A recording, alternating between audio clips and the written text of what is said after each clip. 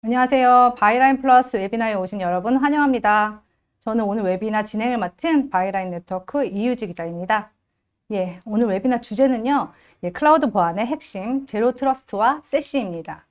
세시는 시큐어 액세스 서비스 엣지의 약자죠. 요즘 재택근무, 원격근무 많이 하고 있고, 또 클라우드 서비스도 많이 사용하고 있는데요. 이로 인해 변화되는 그런 환경에서 제로 트러스트와 세시는 최근에 부각되고 있는 그런 보안 방안인 것 같습니다. 이거에 대해서 오늘 이야기를 해주실 지금 분이 제 옆에 지금 앉아 계시는데요. 소개드리겠습니다. 멜로 시큐리티 코리아의 권혁인 이사님이십니다. 네, 안녕하세요. 반갑습니다. 네. 멜로 시큐리티의 권혁인 이사입니다. 멜로 시큐리티는 제가 웹 격리 분야의 그 선두 기업으로 알고 있는데요. 회사 소개는 나중에 발표를 해주신다고 하니까요. 간략하게 발표 들어가기 전에 이사님 잠깐 소개 부탁드리겠습니다. 제 소개요. 네. 간략하게만 해주시면 될 것 같습니다. 네, 저는 멜로 시큐리티에서 기술을 맡고 있고요. 네. IT를 시작한 지는 한 20년 가량 됐습니다. 네. 그래서 사실은 네트워크 엔지니어부터 시작을 했고요. 그리고 중간에 보안으로 좀 전향을 한 그런 케이스라고 하겠습니다. 네, 보안 쪽 업무는 어느 정도 하셨습니까? 보안은 한 2, 3년 정도 한 것 같아요. 오래 하셨네요. 네. 꽤 오래 했습니다. 전문가라고 하실 수 있겠습니다. 네. 오늘 웨비나 순서 먼저 말씀을 드리도록 하겠습니다. 권 이사님께서 한 40분 정도 발표 먼저 하시고요. 그 다음에 Q&A 시간, 질의응답 시간을 갖도록 하겠습니다. 시청자분들께서 지금 발표하는 동안에 궁금하신 내용이 있으시면 그 화면 상단 우측에 그 채팅창에 그 궁금하신 점 남겨주시면 몇 가지 뽑아서 제가 이따가 질의응답 시간에 잠깐 뽑아서 질문에 답변을 드리도록 하겠습니다. 네, 지금 설문조사도 진행하고 있으니까요. 많은 참여 부탁드리겠습니다. 네, 그럼 지금부터 발표 시작하도록 하겠습니다. 이사님 부탁드리겠습니다. 네. 먼저 귀중한 시간 내주신 여러분께 감사의 말씀을 드리고요. 더불어 발표의 기회를 주신 바이란에게도 감사의 말씀을 드립니다. 그래서 제가 말씀드릴 내용은 클라우드 보안의 핵심이라고 할 수 있는 제로 트러스트와 세시에 대해서 말씀을 드리고자 합니다. 그래서 사실 제로 트러스트나 세시나 그 자체가 목적은 아닐 것이고요. 목적이라고 하게 되면 언제 어디서나 안전하고 빠르게 업무 환경에 접속을 해서 생산성과 업무 효율성을 향상시킬 수 있는 그 자체가 목적이라고 하겠습니다. 그래서 제가 말씀드릴 내용은 IT 서비스 환경이 변화가 되고 있고 그 내용에 대해서 좀 말씀을 드리고요. 더불어서 세시가 필요한 이유, 그리고 세시란 무엇인지에 대해서 좀 말씀을 드리고, 그리고 RBI에 대해서 말씀을 드릴 예정입니다. 멜로 시큐리티의 전문 분야죠. 네, 맞습니다. 그래서 RBI는 제로 트러스트 인터넷의 어떤 결과라고 보시면 될 것 같습니다. 그래서 RBI를 통해서 멜로 시큐리티는 제로 트러스트 인터넷을 구현을 하고 있습니다. 저 아래 설명이 나와 있는데 RBI는 리모트 브라우저 아이솔레이션, 원격 브라우저 격리라는 뜻이네요. 맞습니다. 네, 그리고 마지막으로 회사 소개를 간단히 드리도록 하겠습니다. 네. 그래서 본 내용에 들어가서 현재의 IT 서비스 환경 변화, 패러다임의 변화에 대해서 두 가지 정도 말씀을 드릴까 합니다. 첫 번째는 물론 재택근무 확산입니다. 코비드-19로 인해서 재택근무를 여러분들도 하고 계실 것 같은데요. 2021년도 4월 14일, 올 4월 달에 나온 한국경영자총협회에서 조사한 결과가 있습니다. 여기에 보면 매출 100대 기업의 91.5% 이상이 재택근무를 시행을 하고 있다고 하고 있고요. 작년보다 소폭 증가했다고 하고 있습니다. 그리고 무엇보다 중요한 거는 그 설문조사 기업의 50% 정도가 정상 근무 대비 90% 이상 업무 생산성을 유지를 하고 있다라고 얘기를 하고 있고요. 따라서 기업 입장에서는 재택근무를 중간에 그만둘 일은 없을 것 같습니다. 계속해서 하게 될 것 같고요. 그래서 기업의 IT 조직은, 소프트 조직들은 이런 재택근무를 어떻게 하면 잘 할 수 있게끔 이렇게 지원할 수 있을지에 대해서 고민을 많이 해야 될 것 같습니다.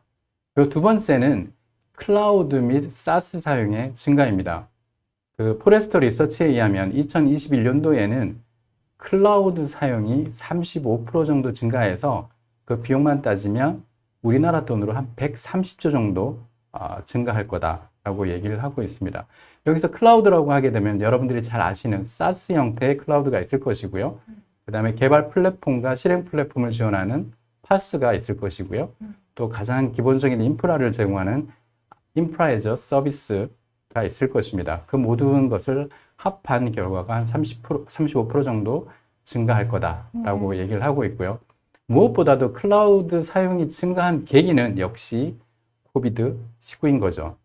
그래서 그 플렉세라에서 나온 그 도표를 보게 되면 여기 중간에 엔터프라이즈가 있습니다.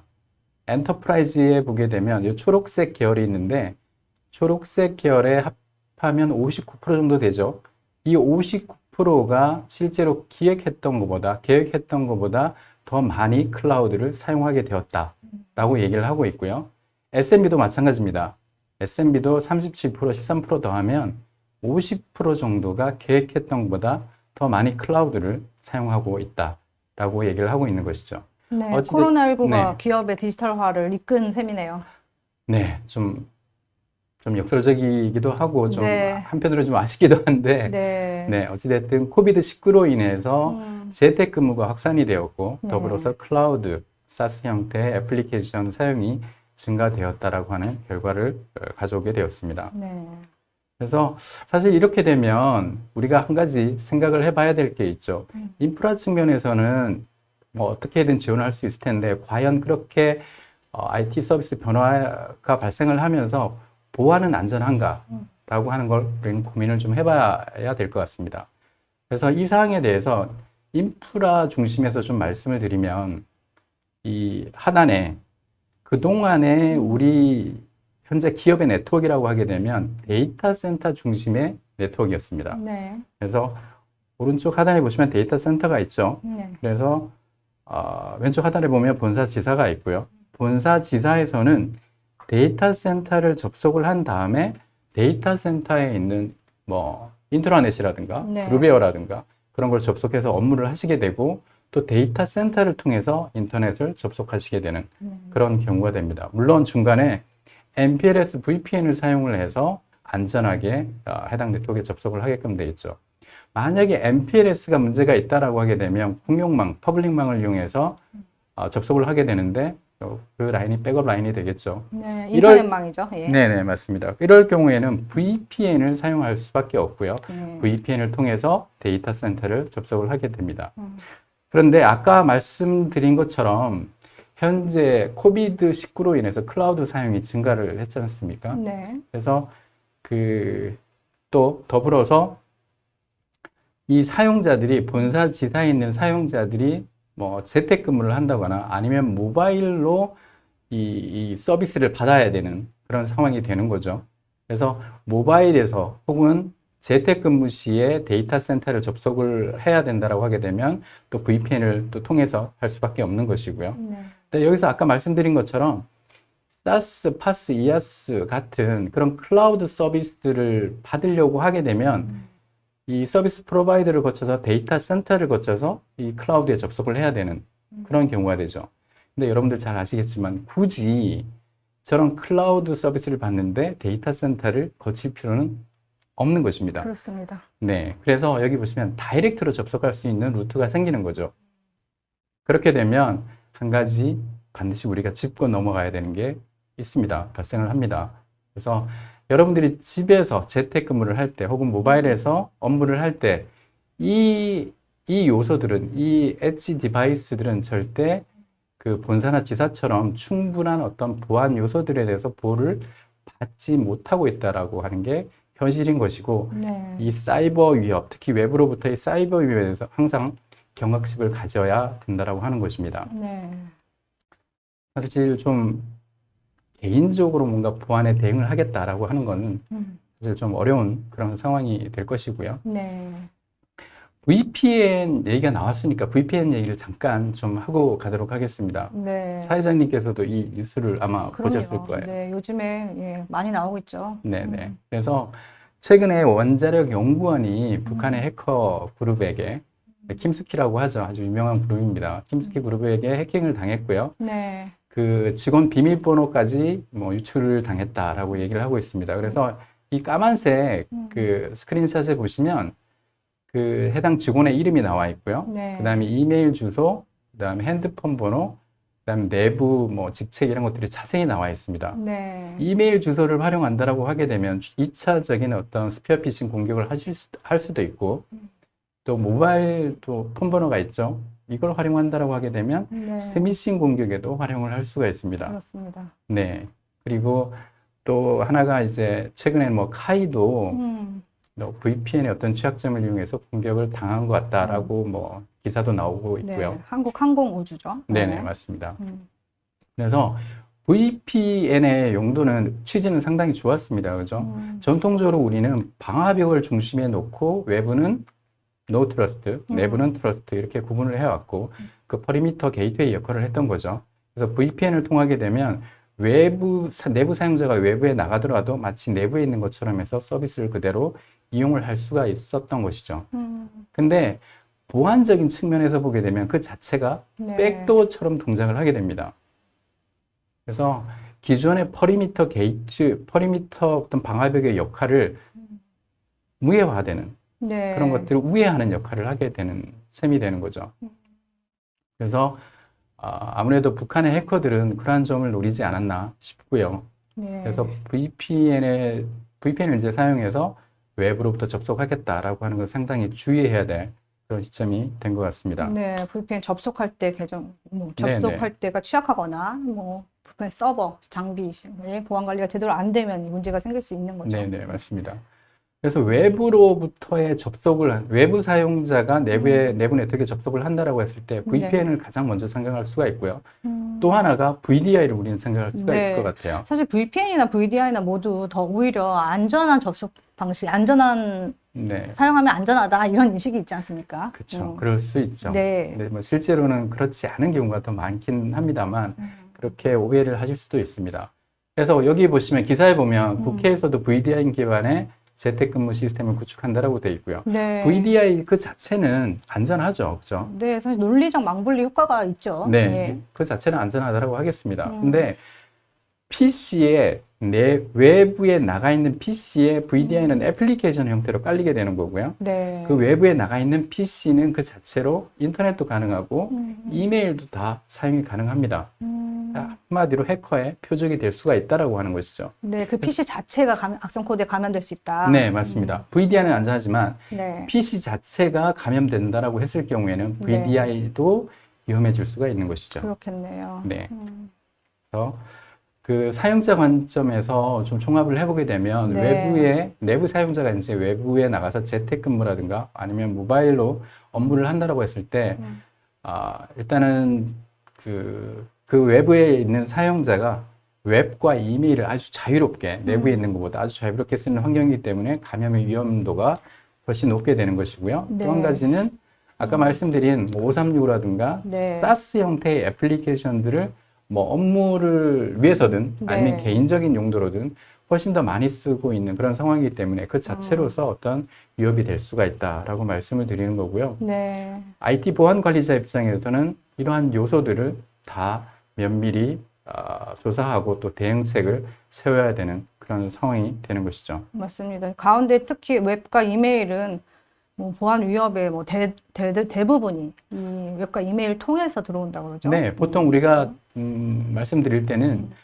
웹과 이메일을 이용해서 대부분의 사이버 침해가 발생을 하고 있고 그 비율은 전체 공격의 90% 이상을 차지한다. 90% 이상. 네네, 그렇게 통계에 나와 있습니다. 네. 그렇다면 해결 방법은 뭘까요? 그러니까 여러분들이 이제 재택근무를 해야 되는 상황이고 네. 클라우드를 많이 사용을 해야 되는 그런 상황이 됩니다. 어떻게 하면 해결할 수 있을까요? 여러분들이 이제 댁에 계실 때 혹은 지사에 근무를 할 때 또 모바일로 근무를 할 때 보면 우리가 일반적으로 보안 접근을 한다라고 했을 때는 여기다가 방화벽도 설치를 하고 네. 그죠? 여러분 댁에다가 네. 방화벽 설치하고 DLP 설치하고 IPS 설치하고 이래야 뭐 보안을 과거에, 좀, 그쵸. 예, 회사 보안- 기업의 수준만큼 그쵸. 보안 수준으로 네네. 해야 된다는 말씀이신데 그렇죠. 불가능하죠. 네. 뭐, 사실 힘들 겁니다. 네. 그래서 이 사용자들이 또 저런 클라우드 솔루션들을 사용을 해야 될 텐데, 예.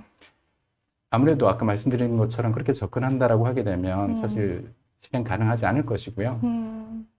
실행 가능한 방법은 이런 방법이 어떨까 생각이 됩니다. 네. 중간에 퍼블릭 클라우드, 이 사용자들이 모두 접근하게 하려면 퍼블릭 클라우드가 퍼블릭 클라우드를 이용을 해서 여기서 보안 서비스를 종합적으로 아, 네, 하게 되는 것이죠. 네. 그렇게 되면 사용자가 가까운 네, 맞습니다. 위치에, 예, 그래서 지점에. 엣지라는 얘기가 사용자와 가까운 가까운 지점. 네트워크이라고 표현을 할 수가 있고요. 네. 그리고 이 사용자들이 언제 어디서든 접속하게 되려면 퍼블릭 위치에 있어야 되는 것이고요. 그래서 네.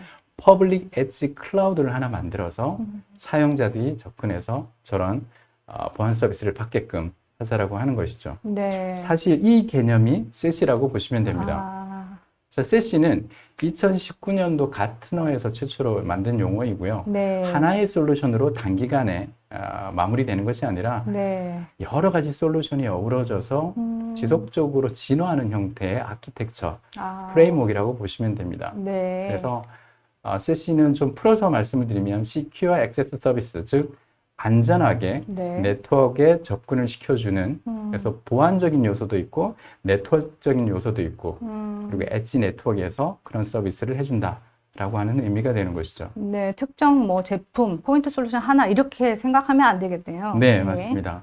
사실 하나의 제품으로 모든 공격에 대응한다라고 하는 거는 그것도 불가능합니다. 뭐 우리가 있고요. 그래서 사실 가트너에서 얘기하는 거를 얘기 들어보면 네. 현재의 아키텍처는 보안 아키텍처, 네트워크 인프라는 뭐 디지털 트랜스포메이션 가장 핫한 이슈 중에 또 하나죠. 디지털 트랜스포메이션이나 재택근무나 클라우드 사용의 어떤 환경에 대해서 적절히 지원하지 못하고 있다라고 네. 얘기를 하고 있고요. 그렇죠. 그래서 세시를 좀 더 세부적으로 보도록 하겠습니다. 세시는 여기 마우스로 제가 좀 움직여 볼게요. 네. 세시는 네트워크 애저 서비스와 네트워크 시큐리티 애저 서비스가 결합된 네. 형태라고 보시면 됩니다. 여기 보면 컨버지드 데이터라고 하는데 네. 우리나라에서 가장 많이 쓰는 용어 중에 하나죠. 융합. 맞습니다. 융합. 네. 네. 그래서 네트워크 서비스와 네트워크 보안 서비스를 동시에 해주는 융합된 서비스를 해주는 게 세시라고 보면 되고요. 네. 네트워크 서비스라고 하게 되면 일단 커넥션 서비스를 해주는 것이죠. 여기 보시면 다양한 요소들이 들어가 있습니다. 네. SDWAN, 뭐 CDWAN, CDN, 네. WAN 옵티마이제이션 뭐 등등, 뭐 네. 트래픽 쉐이핑, QoS 이런 것들이 다 들어가 있고요. 네.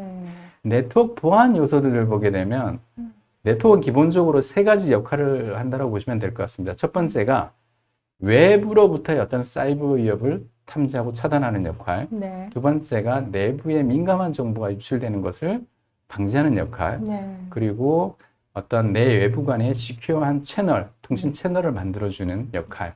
그래서 요소들을 보게 되면 네트워크 시큐리티, CASB, SWG, GTNA, VPN, 그다음에 API pass, 네. Firewall as a Service, DNS, RBI 이런 엄청 다양한 많네요. 요소. 네네. 네. 다양한 요소. KSB는 클라우드 액세스 서비스 시큐리티 브로커. 시큐리티 브로커. 네네. 예.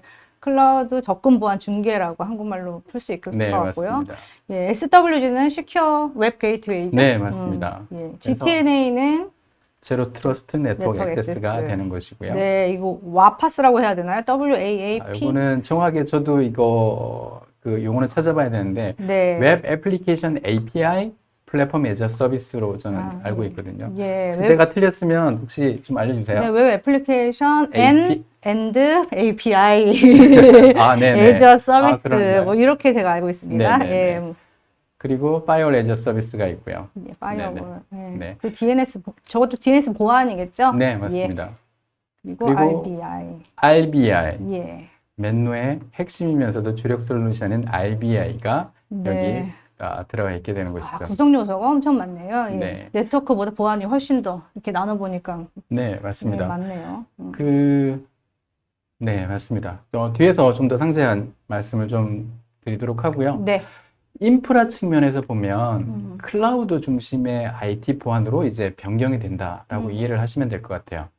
기존의 헤비 브랜치에서 이제는 씬 브랜치로 바뀐다라고 보시면 됩니다. 기존의 헤비 브랜치라고 하게 되면 브랜치 지사 입장에서 모든 본사 외에도 지사에서도 네트워크적인 요소, 보안적인 요소를 다 가지고 있어야 기본적인 어떤 내부로부터 본사에 버금가는 네. 수준의 모든 시스템 장비나 보안 장비까지 다 구비를 해놓고 그렇죠. 있어야 됐던 네, 거죠. 맞습니다. 그 네, 이전에는. 예. 근데 세시를 이용을 하시면 씬 브랜치로 변화가 되면서 씬 브랜치 내에는 기본적인 네트워크 액세스적인 요소, 기본적인 방화벽만 위치를 하게 되고요. 네. 나머지 보안적인 요소들은 다 클라우드로 이동을 시키는 거죠. 그러니까 그래서- 기본적인 연결, 빠른 연결하고 그 기본적인 보안 네, 정도까지만 이제 네, 네, 있는 거고. 맞습니다.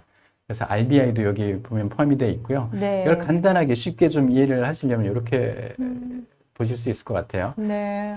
그래서 씬 브랜치, 음. 그래서 기존에 약간의 뚱뚱한 브랜치였다라고 하게 되면 네. 이제는 날씬한 브랜치로 바뀌면서 SD-WAN이나 가벼운 파이어월 정도만 여기 위치를 하고 나머지 보안적인 보안은- 컴포넌트들은 클라우드로 다 이동을 시키는 거죠. 네. 그래서 클라우드로 아무래도 이동이 되면 여러분들이 필요할 때 그 솔루션을 빠르게 디플로이 할 수도 있고 또 물론 가격적인 면도 어떤 메리트가 있을 것이고요. 네. 네. 이렇게 보실 수가 있습니다. 네. 그래서 뭐 이렇게 된다라고 했을 때 그럼 이 모든 요소를 다 포괄적으로 제공을 해야 약간 세시가 되는 건가요? 기본적으로는 그럴 겁니다. 아, 기본적으로 세시라고 하게 되면 네트워크적인 요소, 보안적인 요소를 다 지원을 해야 될 텐데 다만 그 회사 성격에 따라서 만약에 네트워크 회사이면서 네. 세시를 지원한다라고 하게 되면 보다 네트워크적인 면에 포커싱을 하게 될 것이고요. 네. 그 보안적인 측면에서는 보안적인 필요한 것들만 갖다가 디플로이를 시키는 경우가 맞습니다. 많을 거고 그 반대의 경우도 아마 동일할 겁니다. 예, 그래서 요즘에 네트워크 회사, 보안 회사 모두 세시를 이야기하는 것 같습니다. 네, 맞습니다. 네. 저희도 사실 보안 회사지만 네. 네트워크적인 면도 얘기를 안 할 수가 없거든요. 그렇죠. 네. 예. 그래서 여기서 한 가지 말씀을 또 한 가지 드릴 거는 뭐냐면 기본적으로 이런 그 클라우드의 모든 컴포넌트를 이용하기 위해서는 네. 사용자가 발생시키는 모든 트래픽을 여기다 전달을 해야 됩니다. 네. 그래서 네트워크 서비스를 안 할 수가 없는 거죠. 그렇군요. 네. 그러니까 보안관리자 입장에서는 여기서 발생되는 브랜치에서 발생되는 혹은 사용자가 발생시키는 트래픽을 다 전달을 해야 되기 때문에 강제적으로 전달할 수 있는 수단이 있어야 되는 것입니다. 네. 자, 그렇게 됐을 때 보안적인 것들을 다 클라우드로 옮겼다라고 말씀드렸지 않습니까? 네. 그렇다라고 했을 때 더 안전해질 거냐? 이거는 반드시 우리가 짚고 넘어가야 된다고 생각을 합니다. 그래서 보시면 CASB, Firewall as a Service 등등등 대부분 보시면 이 장비들의 성격을 보면 알려진 공격만 탐지할 수 있는 그런 성격들을 가지고 있어요. 그 반대로 말씀드리면 신종 공격이나 알려지지 않은 공격들은 탐지하기 어렵다라고 하는 것이죠. 네. 그럼 우리가 클라우드로 가서 돈을 아낄 수 있을지언정 좀 더 안전해질 거냐 이건 전혀 아니라고 하는 것이고요. 여기서 유일하게 알려지지 않은 공격을 예방할 수 있는 장비가 있습니다. RBI라고 하는 것이죠. 그렇군요. 네. 네. 샌드박스도 예, 알려지지 않은 위협에 대응하기 위해 나온 거 아닙니까? 좋은 지적입니다. 예. 예. 샌드박스 자체는 알려지지 않은 악성 파일에 대해서 샌드박스를 돌려보고 네. 탐지해내고 하는 것인데 기본적으로는 디텍션 장비입니다. 음. 그래서 선제적으로 방어하기는 어렵고 네. 마치 IDS처럼 동작을 한다라고 보시면 됩니다. 디텍션만 가능하고 그리고 그 샌드박스로 뭔가를 탐지했다라고 할지라도 네. 우리가 페이전트 제로라고 하죠. 최초 감염자는 반드시 발생을 하게끔 돼 있어요. 네. 왜냐하면 프리벤션 장비가 아니거든요. 그렇군요. 네. 그래서 최초 감염자는 반드시 발생을 할 수밖에 없는 것이고요. 네. 그래서 RBI만이 유일하게 프리벤션을 해줄 수 있는 장비다라고 말씀을 드릴 수가 있을 것입니다. 네. 그래서 아무래도 CC에서 RBI가 들어간 아마 이유가 있을 거예요. 네.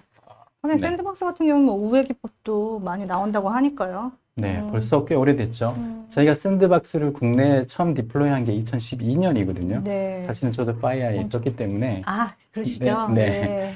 2012년도에 최초의 한국에 디플로이한 이후에 네. 벌써 한 9년 정도 지났죠. 네. 그래서 모든 벤더들이 다 샌드박스를 지원을 하고 있고 맞습니다. 다 평준화됐다고 보시면 됩니다. 네. 뭐 이미 해커들은 우회할 수 있는 방법을 대부분 알고 있다라고 보시면 될 네. 것 같고요. 맞습니다. 지능형 위협 솔루션으로 지금 네네. 많이 네. 기능 많이 사용하고 있죠. 네. 예. RBI에 대해서도 이제 뒤에 설명해 주시나요? 예. 네, 상세하게 설명을 드리겠습니다. 네. 그리고 그 세시에 대해서 말씀을 드렸고요. 음. 아까 저희 제목에 제로 트러스트 네트워크에 대해서도 제가 언급을 했었죠. 그래서 네. 제로 트러스트 네트워크 액세스에 대해서 좀 말씀을 드리도록 하겠습니다. 기존의 네트워크라고 하게 되면 특정 서브넷에 대해서 모두 허용하거나 뭐 차단하거나 예, 이런 성격이었죠. 네. 근데 그 GTN의 제로 트러스트는 사용자 혹은 뭐 접속 대상 자원을 세분화시켜서 그 세분화된 자원별로 세부적으로 룰을 만들어서 제한을 두고 지속적으로 재인증을 실시해서 어떤 외부로부터의 위협을 최소화시키려고 하는 그런 목적인데요. 그래서 매우 엄격하게 접근 통제 및 수단을 적용하는 그런 기법을 얘기를 합니다. 근데 이런 사실 류는 제가 우리 조직이 있고 기업의 조직이 있고 외부에 있는 사용자라든가 대외 서비스를 할 경우에 보다 적합한 모델이라고 할 수가 있어요. 그러니까 예를 들면 내부 사용자가 있는데 내부 사용자가 인터넷을 접속을 해야 됩니다. 그럴 경우에는 무조건 열어줄 수밖에 없는 거거든요. 네. 뭐 누구는 인터넷을 허용하겠다, 누구는 차단하겠다까지는 할 수 있지만 누구는 네이버까지만 허용하겠다, 뭐 누구는 네이버 다음을 모두 허용하겠다 이렇게 세부적으로는 사실 하지는 않거든요. 네. 제로 트러스트 네트워크 모델에는 내부 사용자가 인터넷을 사용하는데 적용하기에는 조금 무리가 있다라는 생각이고요. 그래서 여기 보시면 기존 현재 상황에서는 외부 컨텐츠가 대부분 특히 인터넷을 사용하신다라고 하게 되면 내부로 그대로 전달이 되는 것이죠. 그래서 네. 감염이 될 수밖에 없는 것이고요. 그래서 맨노가 아까 말씀드린 프리벤션이 가능하다라고 말씀드렸지 않습니까? 네. RBI를 적용을 하게 되면 외부로부터의 원본 컨텐츠는 내부로 절대 전달이 되지 않는다라고 하는 것이죠. 네. 그래서 감염이 되지 않는다라고 말씀을 드릴 수 있는 것이고요. 그래서 서두에 말씀드린 것처럼 우리가 제로 트러스트 인터넷이라는 것이 맨노에서는 RBI로 구현이 됐다. 이렇게 보시면 될 것 같습니다. 네. 그래서 세시를 이제 여러분들이 도입을 아마 고민하실 수도 있는데요. 한 가지 반드시 짚고 넘어가야 될 문제가 있는데 아까도 보여드렸지만 여러 개의 네트워크 어떤 컴포넌트, 네. 보안 컴포넌트들이 있습니다. 그래서 그러한 컴포넌트들을 하나의 화면에서 통제를 할 수가 있어야 되거든요. 네. 그렇지 않으면 되게 힘들어질 겁니다. 뭐 컨셉은 좋은데 이걸 개별적으로 어떻게 다 할 거냐라고 하는 문제가 생기는 거죠. 그래서 네. 반드시 싱글 벤더로 여러분들이 구축을 하시는 게 좋겠다라는 네. 어떤 팁을 좀 드릴 수가 있을 것 같고요. 네. 그래서 세시의 유즈 케이스를 보게 되면 크게 두 가지를 말씀을 드릴 수가 있을 것 같아요. 첫 번째는 브랜치나 사용자들이 이렇게 사스나 인터넷을 사용하는 그런 경우인데 기본적으로 세시의 네트워크 서비스를 받아서 네트워크 일단 접근을 하게 되죠. 네. 접근을 하게 되면 사용자 인증이라든가 혹은 컨텐츠에 대해서 SWG, KSB 이런 것들을 다 확인한 뒤에 이런 사이트들에서 접속을 하는 이렇게 하나의 케이스가 있을 것 같고요. 네. 두 번째는 그 재택근무자들이 그 회사 내부의 인터널 애플리케이션에 접속하는 경우입니다. 네. 그랬을 때 외부에서도 세시의 네트워크적인 요소를 이용해서 안전하게 접속을 하게 되고 또 애플리케이션에 대해서 여러 가지 이건 이제 네트워크 접근에 관련된 여러 가지 예, 통제 계정 수단 접근 관리, 적용받은 뭐, 뒤에 웹 보안. 네네 그리고 내부 네트워크에 접속할 수 있는 그런 경우에 여러분들이 이제 세시를 적용할 수 있다라고 하는 것입니다. 네.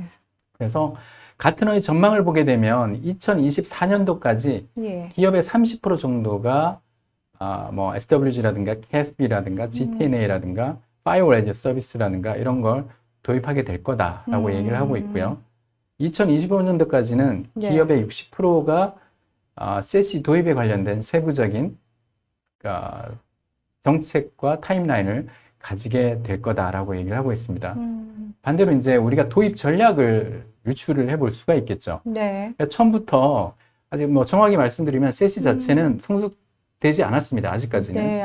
네네. 그래서 여러분들이 이제 세시로 향후에 간다라고 최종적으로 간다라고 했을 때 네. 중간에 클라우드 기반의 음. 이런 SWG, KSB, GTNA 이런 솔루션들을 구비를 해서 그래서. 선해서 기반을 만들어 놓는 게 중요할 것 같습니다. 네, 이 그래서 중에는 뭐 네. 사실 클라우드 기반 아니어도 이미 SWG 솔루션 쓰고 있는 네, 회사들도 많이 있을 것 같고요. 네, 근데 맞습니다. 뭐 일부는 뭐 KGB 클라우드 보안 방안을 위해서 뭐 클라우드 보안, 그죠? 사스 네. 애플리케이션 보안 위해서 KGB를 쓰고 있는 곳들도 있긴 할 것 같습니다. 네, 맞습니다. 네, 근데 이걸 다 서비스 방식의 솔루션으로 도입해야 된다는 그 전제가 있네요. 아, 네, 클라우드 솔루션들이 가지는 분명한 장점이 그쵸. 있거든요. 네. 네, 네. 그리고 그래서 어차피 향후에는 뭐 네, 원격 그리고 클라우드 환경의 보안을 위해서 네, 예, 하는 거니까요. 네. 예.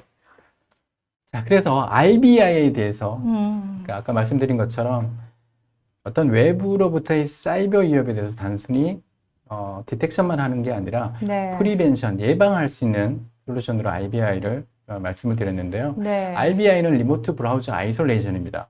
여기 오른쪽 동그라미 보시면 사용자가 브라우저를 열게 되면 여기 왼쪽에 예. 저희 격리 플랫폼에 물론 클라우드에 있겠죠.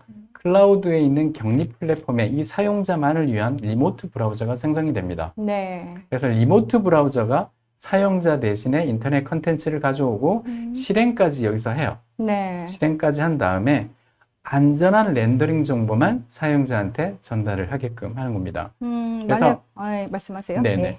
사용자와 인터넷 서버 사이에 마치 격리를 시켜주는, 물리적으로 격리를 시켜주는 그런 역할을 하게 되는 것이죠. 그래서 이 사용자는 외부로부터 단절되면서도 원하는 컨텐츠를 다 받을 수 있게 되는 것이고요. 네. 그러면서 절대 감염이 되지 않는. 그래서 외부 컨텐츠는 외부에만 존재를 하고 네. 내부적으로는 절대 전달이 되지 않는 그런 아키텍처라고 보시면 될 것 같습니다. 네. 그럼 만약에 어떤 웹사이트나 웹페이지에 방문을 했는데 그 안에 뭔가 악성 코드가 숨겨져 있거나 뭐 공격 소스나 뭐가 있다. 악의적인 요소들이. 그럴 경우에도 그런 악의적인 요소는 없어지고 그렇죠. 예, 안전한 상태로 네. 웹을 사용할 수 있다는 그런 말씀이신 거죠? 네. 뒤에서 한번 예를 가지고 네. 예, 한번 네, 말씀을 드려보도록 알겠습니다. 하겠습니다. 네. 그래서 맨노의 보안 아키텍처를 좀 말씀을 드리면 사용자가 어디에 있건 네. 어떤 디바이스를 사용하건 저희 맨노 격리 플랫폼에 도달을 하게 되면 여기 보시면 녹색으로 RBI at scale이라는 게 있습니다. 네. 그래서 저희가 클라우드를 쓰기 때문에 네이티브 클라우드거든요. 네. 그래서 오토 스케일업이라든가 오토 스케일 다운 자동으로 다 되게끔 돼 있고요. 그래서 이런 사용자들이 네. 어떠한 악성 사이트에 들어가더라도 사용자한테는 안전한 렌더링 정보만 전달이 되기 때문에 절대 감염이 되지 않을 거고요. 네. 그래서 사용자들은 안전하게 셀스라든가 각종 애플리케이션 그리고 웹과 이메일을 자유롭게 보안 걱정 없이 쓰실 수가 있게 되는 것이죠. 네, 그 렌더링 과정에서 네. 혹시 뭐 성능의 문제? 뭐 빨리빨리 이렇게 페이지가 안 열린다거나 뭐 그런 문제는 없나요? 그래서 뒤에 네. 데모 동영상을 아, 준비했거든요. 그러시군요. 예. 네, 그래서 말씀을 좀 드리도록 만반의 하겠습니다. 준비를 다 하셨네요. 네. 네. 그래서 맨노가 가지고 있는 예. 솔루션 그 플랫폼을 보게 되면 단순히 RBI만 지원하는 건 아니고요. 네. SWG, Secure Web Gateway, 웹 프록시라고 보시면 될 것 같고, 네. CASB, 네. 조직 내의 어떤 섀도우 IT 애플리케이션에 대해서 허가받지 않은 그런 애플리케이션 사용자들의 접속을 접속. 이제 예. 탐지하기 위한 용도고요. Firewall as a Service, Firewall 서비스도 이제 하게 될 거고, 네. 네, 전통적으로 뭐 백신이라든가 샌드박스, DLP와 같은 레거시 형태의 보안 솔루션도 저희가 다 지원을 하게 될 것입니다. 진짜요? 맨로가 이걸 다 제공을 한다는 거죠? 네. 물론 뭐 현재 개발 중인 것도 있고, 네. 네, 1차 페이즈 1으로 개발된 것도 있고요. 네. 아마 연말쯤 되면 보다 네. 완벽하게 저희가 올해 연말이요? 네네 예. 맞습니다. 완성이 되지 않을까 생각이 됩니다. 네. 그래서 실제 예를 좀 가지고 말씀을 드려보겠습니다. 그래서 여러분들이 웹과 이메일을 사용하실 때 웹페이지를 가지고 웹서핑을 하시지 않습니까? 그래서 만약에 뭐 여러분들이 이메일을 링크를 클릭을 했든 네. 뭐 서핑을 스스로 하시든 인터넷 컨텐츠를 가져왔어요. 근데 소스를 보니까 여기에 랜섬웨어를 다운로드 받는 자바스크립트가 들어가 있는 거죠. 네. 그리고 이런 자바스크립트 같은 경우에는 인터넷 익스플로러 혹은 브라우저에 알려지지 않은 취약점을 이용해서 네. 자동으로 다운로드되고 실행이 되도록 되어 있습니다. 음. 이런 게 이제 유입이 된다라고 하게 되면 네. 리모트 브라우저에서는 이런 것들을 다 제거하고 안전한 정보만 사용자에게 전달을 하게끔 되는 것이죠. 네. 실제 그래서 저희가 이제 사용자에게 전달하는 그 페이지 소스를 보게 되면 네. 몇 라인 되지가 않습니다. 48라인, 9라인이 전부거든요. 네. 거기 보면 모든 컨텐츠가 스태틱하게 바뀌어 있어요. 그러니까 자바스크립트, 뭐 비주얼 베이직 이런 스크립트 형태들이 다 배제가 되고요. 네. 그리고 심지어 악성 코드가 들어갈 수 있는 이미지라든가 이런 것들이 다 바뀌어서 사용자에게 전달이 된다고 보시면 됩니다. 그러면 예를 들어 스크립트 공격 있을 경우, 예, 그걸 방어하기 위한 뭐 스크립트를 또 삽입하거나 페이지 일일이 이럴 필요는 없겠네요. 절대. 예. 그렇게 되면 또 일을 위한 또 일이 그렇게 되니까요. 되죠. 절대 네. 그런 건 바람직하지 않을 것이고. 네. 네. 그리고 또 웹서핑 외에 여러분들이 인터넷에서 문서를 가지고 혹은 이메일에 첨부된 문서를 확인을 했는데 네. 그 문서에 혹시라도 매크로 악성 코드가 들어가 있는 경우가 있습니다. 혹은 URL, 악성 URL이 또 문서 내에 링크되어 있는 경우가 있을 거예요. 네. 그럴 경우에는 보통은 맨눈을 사용하지 않으면 그 해당 문서를 클릭하면 자동으로 PC로 다운로드가 됩니다. 그렇죠. 그럼 열어볼 수밖에 없거든요. 음. 근데 경리를 쓰시면 브라우저 상에서 똑같이 렌더링 정보를 보실 수가 있어요. 그러니까 문서가 어떤 형태든 아래 한글이든 여기 보시면 지금 표준 이력서.hwp죠. 아래 한글이든 아니면 MS 오피스 형태의 문서이건 그런 문서들이 HTML5로 브라우저 상에서 렌더링 되면서 그 내용들은 그대로 보실 수가 있습니다. 다만 예. 그 안에 있는 매크로라든가 이런 것들은 실행이 되지 않겠죠. 네. 네, 그래서 사용자를 완벽하게 볼 수가 있고요. 그럼 첨부 파일을 클릭하면 이렇게 보여지고, 네, 네. 다운도 가능한가 보네요. 네. PDF로. 예. 그래서 이 HTML 브라우저 상에서 HTML5 형태로 네. 보여지게 되는 것이거든요. 그래서 네. 이 보여진 그대로 세이프 PDF로 다운로드를 받으실 수가 있고요. 네. 그러니까 PDF 파일이 되는 거죠. 혹은 오리지널 파일을 다운로드 받으실 수는 있는데 네. 저희는 권장하지 않습니다. 그러니까 기본적으로 저 파일에 대해서도 네. 저희가 백신이라든가 샌드박스를 가지고 검사는 합니다. 네. 근데 아까도 사회자님께서 말씀하셨지만 네. 그런 것들을 우회할 수 있는 기법들은 너무나 많거든요. 그러니까 저희는 100%라고 하는 그 접근 방식으로 봤을 때는 네. 아무래도 네. 그거는 바람직하지 않다라고 보고 있고요. 네. 그리고 문서 내에 혹시라도 악성 링크가 돼 있는 경우라고 할지라도 네. 저걸 사용자가 클릭을 하게 되면 자동으로 브라우저 하나 띄워질 거고 거기서 저희는 또 렌더링 정보만 여러분들은 보시게 될 거기 때문에 안전하게 네. 또 웹서핑을 하실 수 있는 것이고요. 네. 사실 웹과 이메일 중에 이메일을 통한 보안 위협이 더 크지 않습니까? 네, 맞습니다. 이메일은 무엇보다 또 타겟화된 공격이 가능하거든요. 네. 그러니까 사실 웹 같은 경우에는 랜덤하게 그 모터링홀 공격이라고 하는데 랜덤하게 공격은 가능할 수 있겠지만 보다 타겟화되고 직접적으로 공격할 수 있는 건 아무래도 이메일이라고 할 수 있겠죠. 네. 자, 또 한 가지 이메일을 말씀하셨으니까 이메일 공격에서 피싱 공격이 상당히 많습니다. 네. 피싱이라고 하는 것은 뭐 예를 들면 크리덴셜 피싱이라고 해서 금융 정보를 유출해 나가는 그런 피싱 공격도 있을 것이고 아니면 스피어 피싱이라고 해서 특정 개인을 타겟으로 해서 뭐 랜섬웨어라든가 네. 아니면 사이버 뭐 그 국가 간 공격에 사용되는 APT 공격에 또 네. 타겟이 될 수가 있는 것이고요. 어찌됐든 이메일 본문에 있는 링크에 대해서 맨노는 크게 세 가지로 판단을 하게 됩니다. 첫 번째가 로우 리스크인데요. 로우 리스크 링크를 클릭해서 사용자가 들어가게 되면 네. 이렇게 상단에다가 띄워줍니까? 네네네. 그 경고문을 띄워주게 돼 있고요. 네. 그 대신 사용자는 경고문을 보고? 볼 뿐이지 나머지는 그대로 할 수가 있습니다.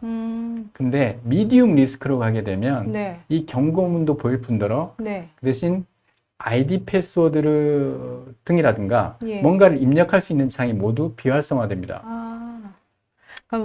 네. 그러면 뭐 악의적인 그런 공격자들한테 내가 입력하는 그런 개인정보 이런 것들이 날아갈 위험을 제거하는 거겠네요. 네, 맞습니다. 예. 원천적으로 차단을 시켜버리는 거죠. 음, 그리고 마지막으로 악성 사이트, 하이리스크로 저희가 진단을 하게 되면 네. 해당 사이트 접속을 차단하게끔 되어 있고요. 네. 네, 이렇게 해서 아무래도 그동안 현재까지 나와 있는, 시중에 나와 있는 이메일 보안 솔루션 중에 피싱 공격에 대해서 가장 적극적으로 방어하는 솔루션이 아닐까, 그렇게 생각이 됩니다. 네.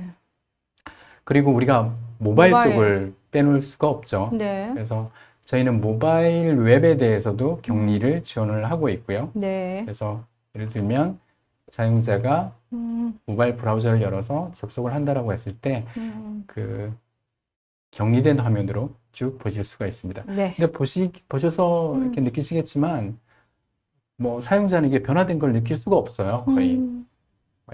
아까 저 스피닝 도는 거 보셨습니까? 네, 동그라미. 맞습니다. 오, 빠르네요. 네, 그 작업만 이루어지게 되는 것이고요. 네.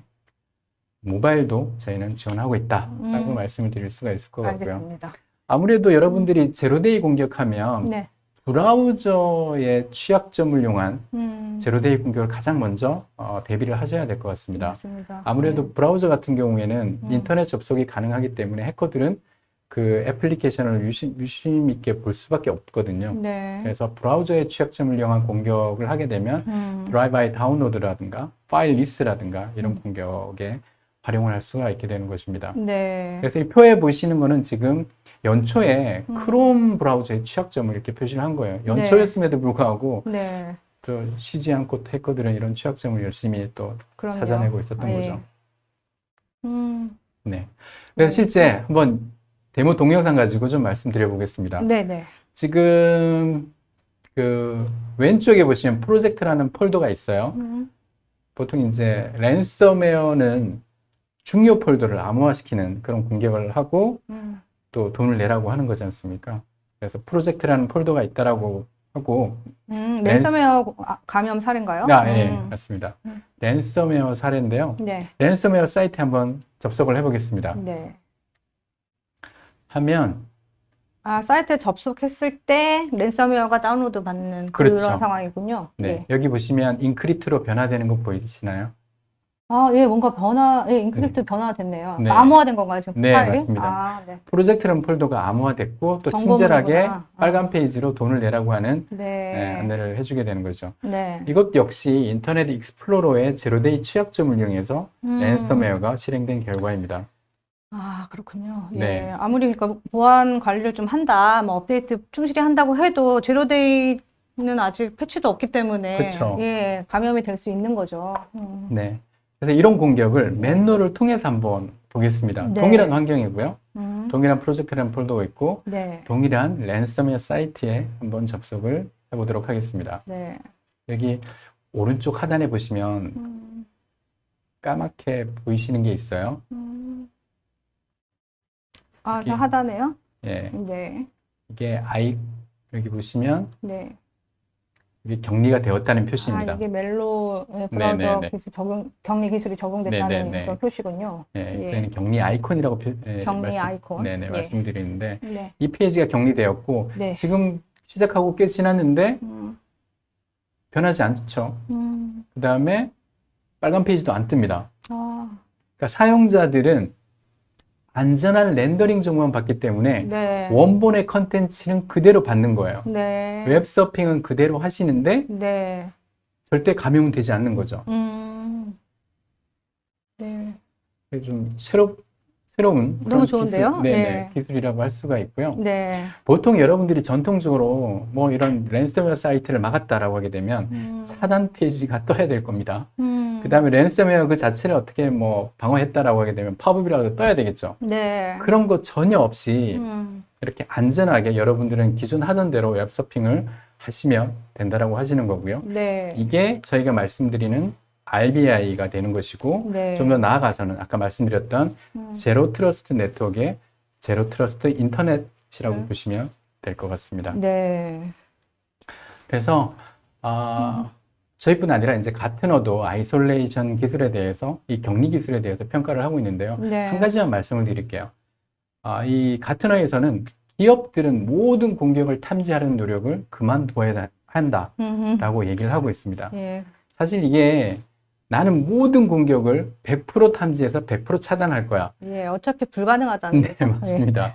이게 가능하지 않거든요. 맞습니다. 이제는 그런 좀 무의미한 어떤 그 투자, 시간과 비용을 투자를 좀 그만하고 네. 격리 기술에 이제는 포커싱을 좀 해도 괜찮다라고 하는 가트너의 공고인 거고요. 네.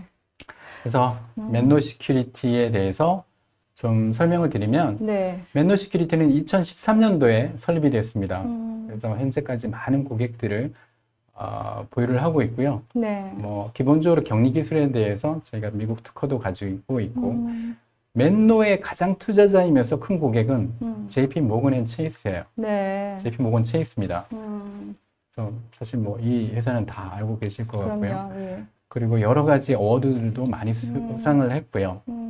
그리고 최근에 작년 말에 저희가 전 세계에서 가장 큰 고객을 저희가 확보를 했어요. 네. 미국 국방부입니다. 그래서 350만 유죠. 네네.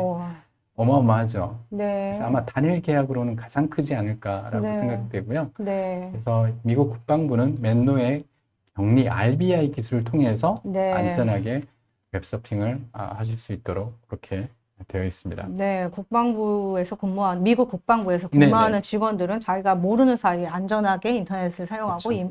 이메일을 사용하고 이렇게 하고 있겠네요. 물론 한국도 뭐 중국이라든가 북한이라든가 뭐 여러 나라로부터 공격을 받고 있지만 그렇죠. 미국 같은 경우에는 전 세계 모든 다 몰려오겠죠. 네네네. 네, 한국에는 제가 맨노 시큐리티가 2019년에 진출한 걸로 알고 있거든요. 지금 네. 현재 지사가 설립돼 있고 2019년에 이제 설립된 이후에 지금 국내에서는 좀 어느 정도 사용하고 있는지 궁금하거든요. 이런 격리 기술을 사실 아직도 웹격리에 대해서 잘 모르는 분들도 있을 것 같아요.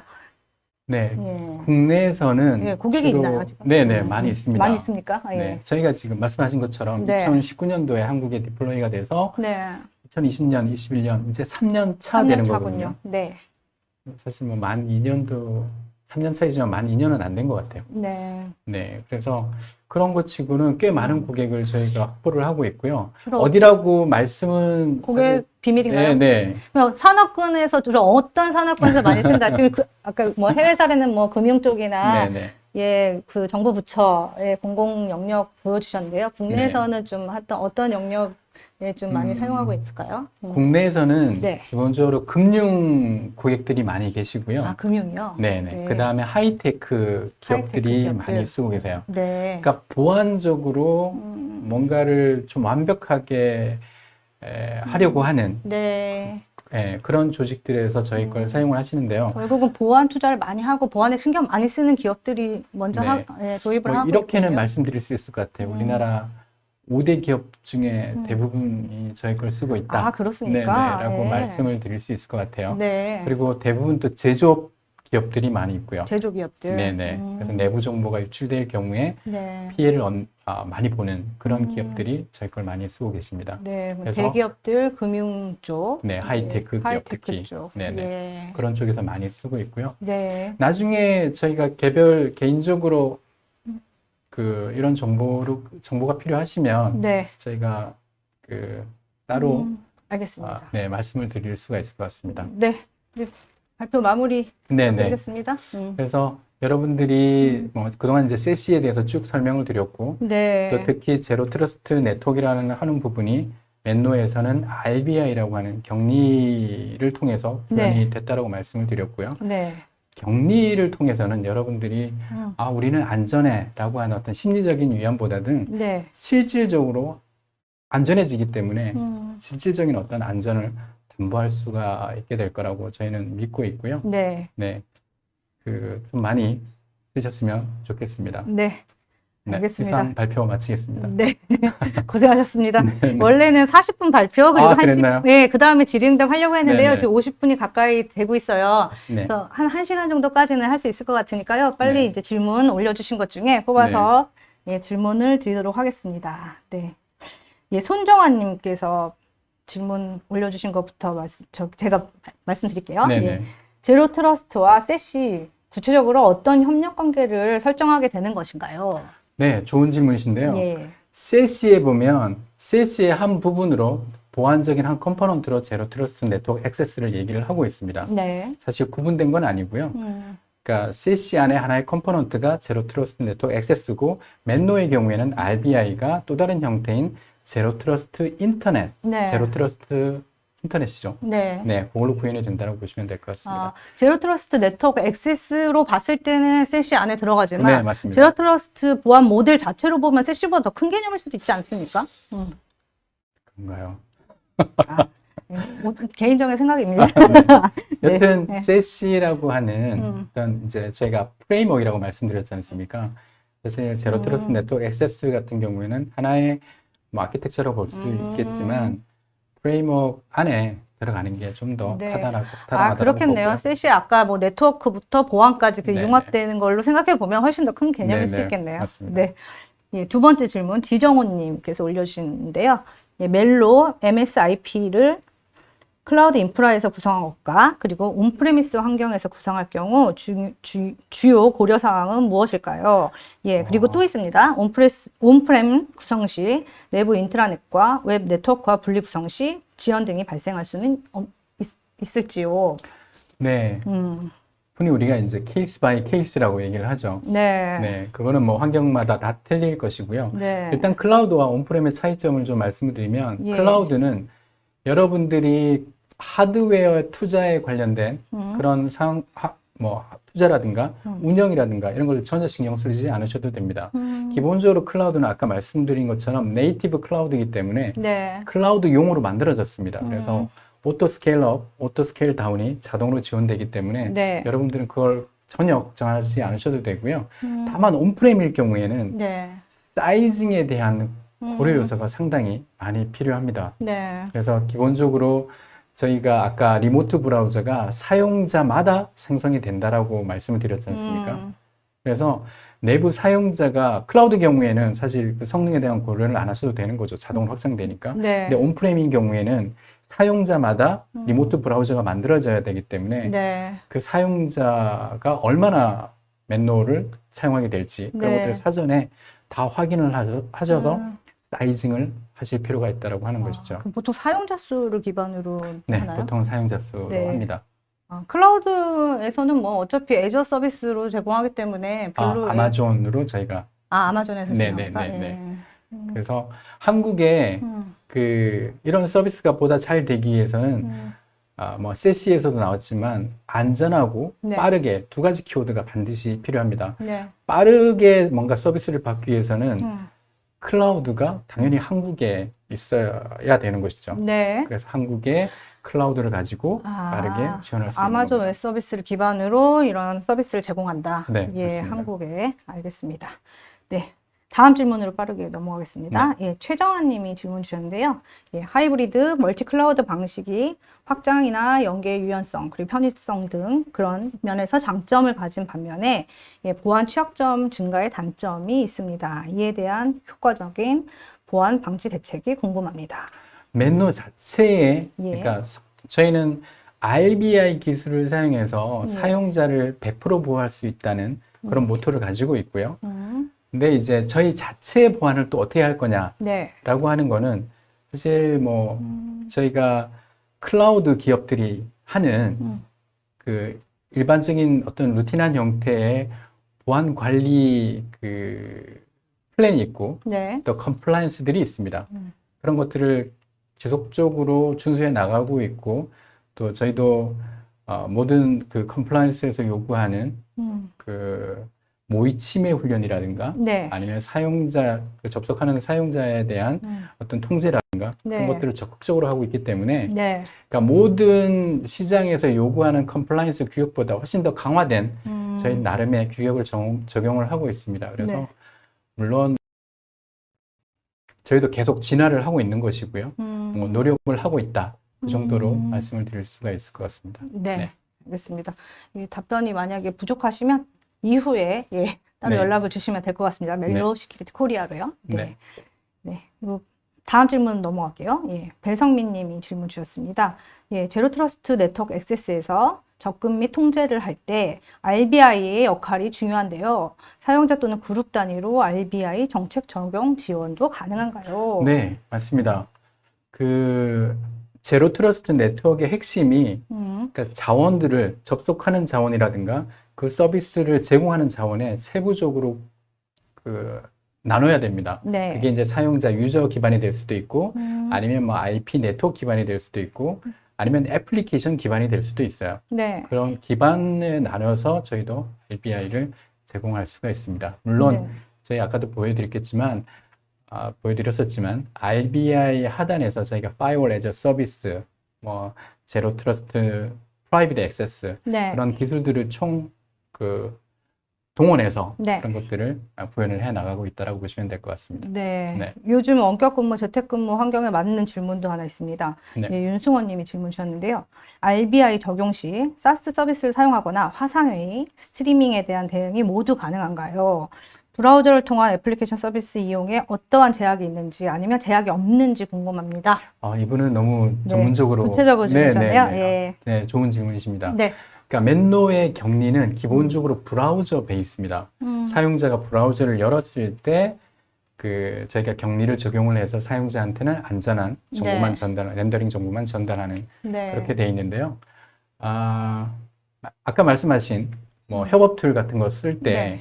그러니까 스트리밍 데이터나 아니면 유튜브 같은 걸 본다라고 했을 때, 네. 기본적으로 뭔가를 공격한다라고 했을 때 스트리밍 데이터에는 악성 코드가 없다라고 보시면 됩니다. 네. 다만 그런 것들을 구동시키는 애플리케이션에 악성 코드가 들어갈 수는 있어요. 네.